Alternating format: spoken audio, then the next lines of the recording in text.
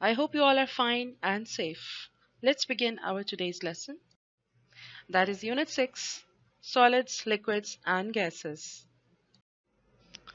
Our learning objectives are: students will be able to understand how to explain types of changes in a state of matter, difference between physical and chemical changes. Before going to start our today's topic, let's have a quick recap. We have learned in our previous lecture what is matter. Yes, now you know very well. Everything in this world which has some mass and occupies space is matter. Three states of matter and their examples. You learned general characteristics of matter. We discussed molecular arrangement of particles inside solid, liquid and gas. I hope these all concepts are clear to you. Let's start our new topic. So students, before starting our topic, that is changes of states of matter, we should know about these key terms. Let's define these terms. Number one is melting. What is melting? Melting is the process of changing something from a solid into a liquid by heat. Next is condensation. What is condensation? Water which collects as droplets on a cold surface when humid air is in contact with it. You can find these droplets on the glass of water when you have cold water in it. Next is evaporation. What is evaporation? Is a process where liquids change to a gas or vapor. And last is freezing. Freezing is the process when a liquid turns into a solid, and freezing is the opposite of melting. Let's study how changes of states of matter happen. Heating and cooling can change a substance from one state to another. For example, like we have this solid piece of ice. When it melts, it changes into liquid. When it's vaporized due to heat, it changes into gas. When this gas condenses by the process of condensation, it can change into liquid again. And if we keep it in the refrigerator, it will convert it into ice piece again by the process of freezing. Here you can see one more process, that is process of sublimation. Sublimation means when any solid directly changes into gas particle. We call this process a process of sublimation. Let's investigate these changes through an experiment, as you all are young scientists. So students, this experiment is very simple, easy and totally safe. You can perform it by yourself at your home. As you can see in these images, I performed this experiment in 4 steps. Let's start. What you need: one glass, some ice cubes and one black marker. What I did in first step, I took some ice cubes in the glass and left my glass at room temperature for a while. After a while, I observed all ice cubes changes into liquid by the process of melting. And I also observed few small droplets of water on the surface of glass. Why is that? Due to the process of condensation. In third step, I mark water level with black marker and I left the glass for few hours in sunlight and in open air. Now look at the image number 4. Here you can see difference between the water level I marked as before and after. How it happened? Is there any magic? No, it happens due to the process of evaporation.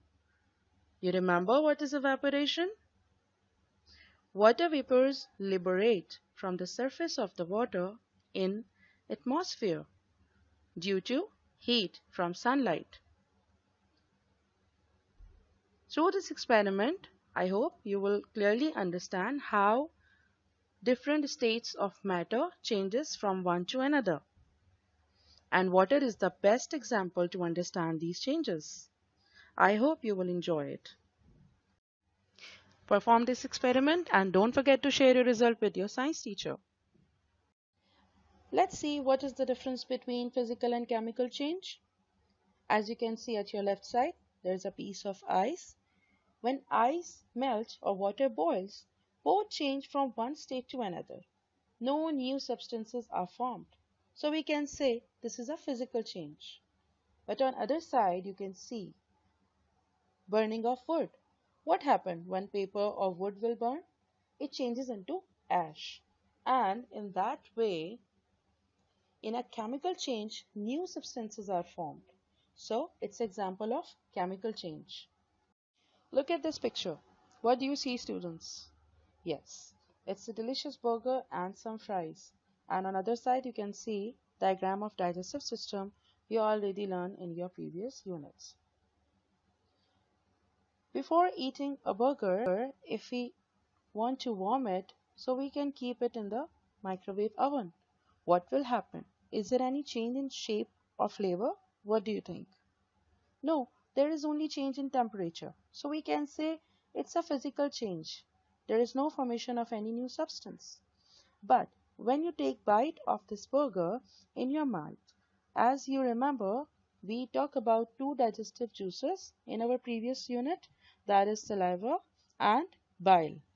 These enzymes are very helpful to kill germs and bacteria and helps to digest proteins inside our body and make our food easily digestible.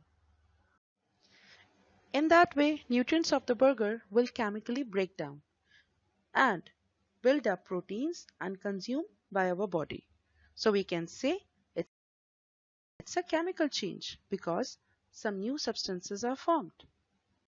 Let's study physical changes in detail.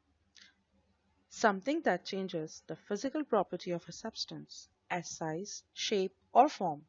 Or we can say appearance changes only, but substance does not. There is no formation of a new substance.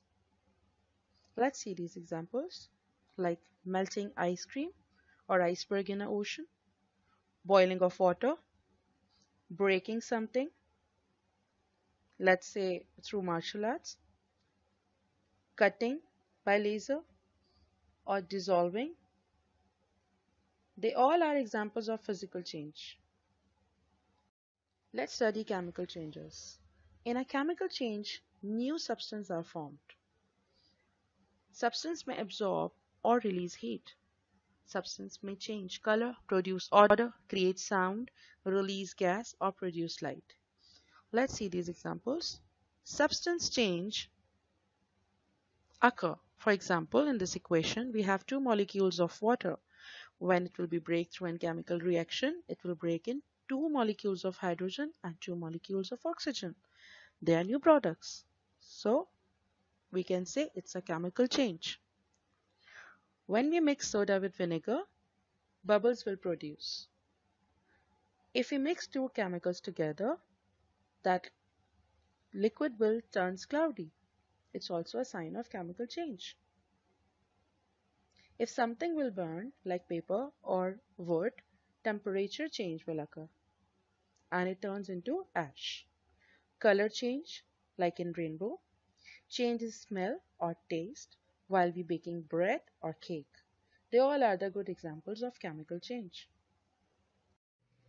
So here we have some example of chemical changes. As you can see in this picture, iron rusting, burning wood, metabolism like your digestive system, cooking an egg, baking a cake, electroplating, rotting banana, vinegar and baking soda mixture. You will have some bubbles in the end. If you mix these two things, fireworks, chemical battery. Environment watch. What is meant by environment watch, students?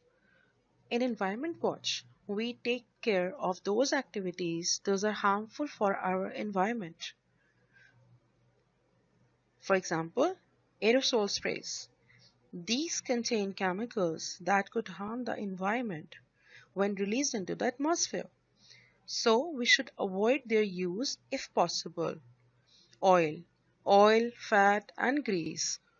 They do not dissolve in water. They can block drains. They form a film on water and can harm wildlife and plants too. So we should avoid to pour oil down a drain.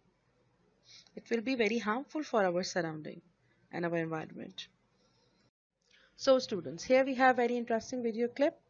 I hope it will clear your concept more about the physical and chemical changes. Let's watch.